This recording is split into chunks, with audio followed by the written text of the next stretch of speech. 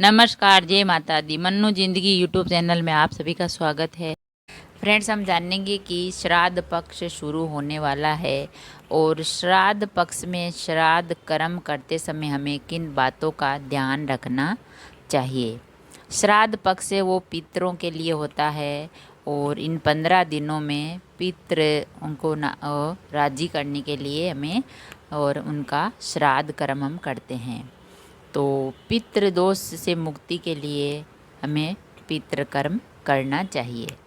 तो पितृ है वो 15 दिन यानी श्राद्ध महीने में वो पृथ्वी पर आते हैं और फिर उनका श्राद्ध कर्म तर्पण किया जाता है।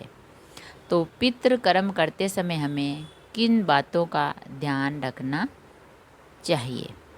तो श्राद्ध कर्म करते समय इन बातों का विशेष ध्यान रखें।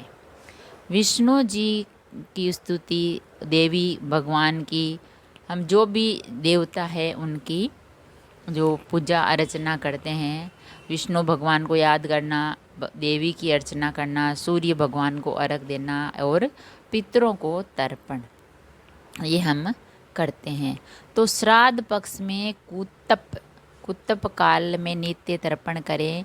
तर्पण सदैव काले तिल, दूध, पुष्प, कुश, तुलसी, नर्मदा का जल या गंगा का जल मिश्रित हो तो सही है, पर एक नदी का जल होना चाहिए। और तर्पण सदैव पितृ तीर्थ, तर्जनी व अंगूठे के मध्य का स्थान से करें। श्राद्ध कर्म में लोहे या स्टील के बर्तनों का प्रयोग करना चाहिए। श्राद्ध कर्म में चांदी के पात्रों को सर्वश्रेष्ठ माना गया है। चांदी का अगर पात्र नहीं है तो आप तांबे का पात्र यानी बर्तन उपयोग में कर सकते हैं। श्राद्ध में वृष नंदी छोड़ने का भी बहुत महत्व बताया गया है। वर्षोत्सर्ग का बहुत महत्व है। नंदी यानी जो गाय का बछड़ा होता है वो।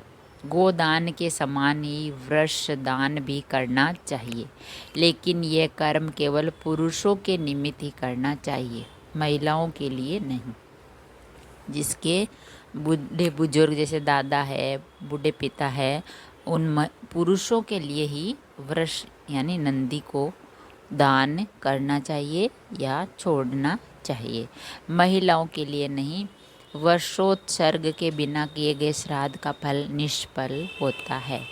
और आसान दान में श्राद्ध की संपन्नता, जो व्यक्ति श्राद्ध में ब्राह्मण भोजन कराने में असमर्थ हो तो आमान दान से भी श्राद्ध को संपन्न कर सकते हैं। आमान दान किसी ब्राह्मण को ही किया जाना चाहिए। ग्रामीण अंचलों में से सीधा देना भी कहा जाता है। आमान अन्न होता है जो हम रसोई बोलते हैं, और कच्चा जो खाना होता है जैसे आटा, दाल, चावल और जो नमक मिर्च होते हैं वो। जब हम एकादशी का व्रत करते हैं तो जब एकादशी का हम पारण करते हैं तो सबसे पहले सुबह नहा धोकर वो जो सीधा है रसोई है वो निकाली जाती है, फिर खाना खाते हैं और उस रसोई को निकाल कर फिर ब्राह्मणों को दिया जाता है। तो यही होता है कि अगर आप किसी ब्राह्मण को भोजन नहीं करा सकते तो आप आमन्न दान से भी श्राद्ध को संपन्न कर सकते हैं। यानी जो रसोई है एक आदमी की, 2 आदमी की, अपने हिसाब से आप निकाल करके और ब्राह्मण के घर पहुंचा सकते हैं, तो भी हमें पुण्य मिलता है। आमान दान में होता है अन्न, घी, गुड़, नमक और भोजन, ये चीज़ें होती है। और श्राद्ध पक्ष में नित्य मार्कंडे पुराण तगर्त पितृ स्तुति करने से पितृ प्रसन्न होते हैं और तृप्त होकर अपना आशीर्वाद प्रदान करते हैं। तो फ्रेंड्स, श्राद्ध कर्म में आपको इन बातों का विशेष ध्यान रखना चाहिए। तो श्राद्ध कर्म करते समय इन बातों का अगर आप ध्यान रखेंगे तो पितृ दोष दूर होगा और पितरों का आप पर आशीर्वाद हमेशा बना रहेगा। अगर वीडियो अच्छा लगा तो लाइक और शेयर ज़रूर करें। ऐसे ही और वीडियो देखने के लिए, जानने के लिए सुनने के लिए चैनल को सब्सक्राइब करें। थैंक यू, धन्यवाद।